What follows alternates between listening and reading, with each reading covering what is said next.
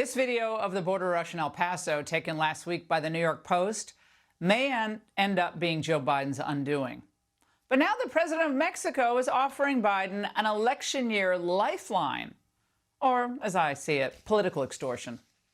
With the ear of the White House, President Lopez Obrador proposed his fix, that the United States commit $20 billion a year to poor countries in Latin America and the Caribbean, lift sanctions on Venezuela, end the Cuban embargo, and legalize millions of law-abiding Mexicans living in the U.S. If they don't do the things that you've said need to be done, then what? The flow of migrants will continue. Typical socialist. When America had a strong president who knew how to exercise leverage on trade, Mexico agreed to the Remain in Mexico policy with no similar strings attached. Joining me now, Tom Horman, former acting director of ICE under President Trump, also Fox News contributor, and immigration attorney Alan Orr, former president of the American Immigration Lawyers Association. Alan, how is it that Donald Trump had the border fairly under control by 2019? How did that work? Yeah, I don't think it was under control. I think that COVID played a big role in it, and Title 42 played somewhat of a role in it. 2019. Yeah, even then the numbers were still a little bit atrocious. I mean, the issue is there were still people who were coming to the United States using non-traditional methods to enter the United States. So the border has never been a solution because Congress has not acted on it since the early 80s. Is that your whole argument right now? I mean, that's just, I like you, Alan. I'm so glad you came on tonight. But that's just, to me, that's, I feel bad for you making that argument because it's not true. The flow in 2019, Tom, I'm going to ask you a tough question next, but is he right? Is the flow in 2019 still pretty high and it's just immigration reform that we need? Under President Trump, we have the most secure border in my career. I started as a border patrol in 1984. You don't have to take my word for it. Go to cbp.gov. Look at Border Patrol's own data. The illegal immigration was at a 45-year low. Illegal immigration was down 83 to 90%, depending on what time period you look at. Unprecedented success. And that's just a fact. Anybody can look at the data. Now, the chief of the U.S. Border Patrol was asked what keeps him up at night, Alan, by CBS. Let's watch his response. What's keeping me up at night is the 140,000 known gotaways. That's just what we know. Is that a national security risk? If we don't know who is coming into our country and we don't know what their intent is, that is a threat. And they're exploiting a vulnerability that's on our border right now. Alan, do you agree with that assessment? I do agree with that assessment, but I think the evaluation is a little bit different. There were almost 2 million people who got away in 2000. And so as we look at the numbers, the way to control the number of people who are getting away that we saw at the end of Title 42, when you end harsh enforcement at the border and give people a method to come into the United States, a way to address the people who are asking for asylum, you don't have the gotaways in the numbers that we've seen.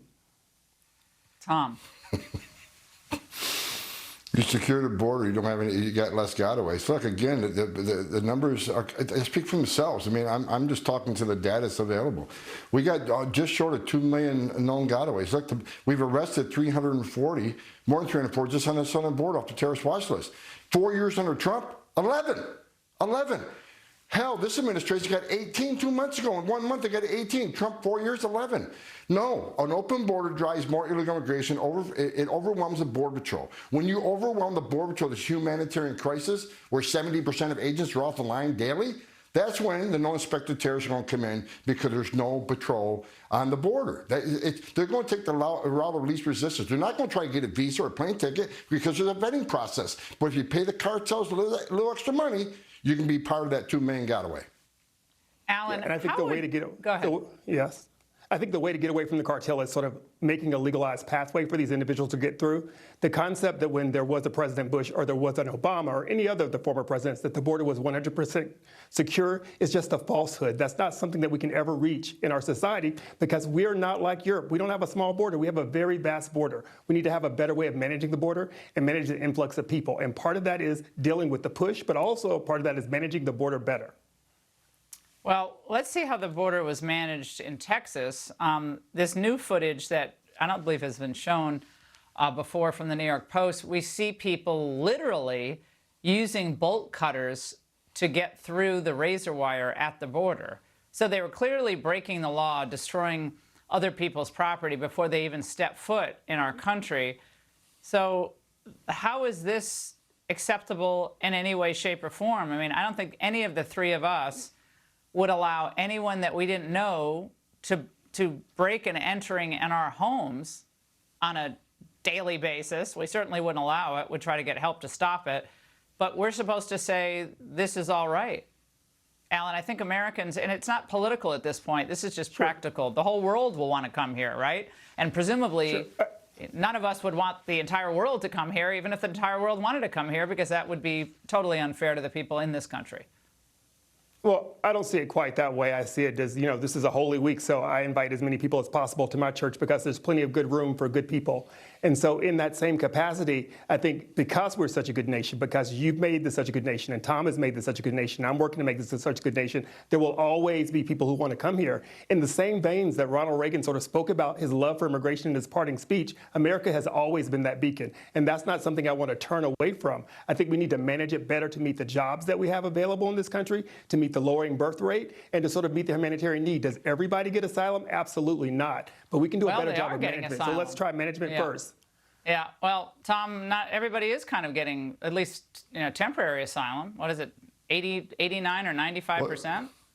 Real quick. Yeah, nearly 9 out of 10 never get relief from U.S. courts. They don't qualify. They don't show up in court. But I want to address the last comment about the cartels. You know how I deal with the cartels?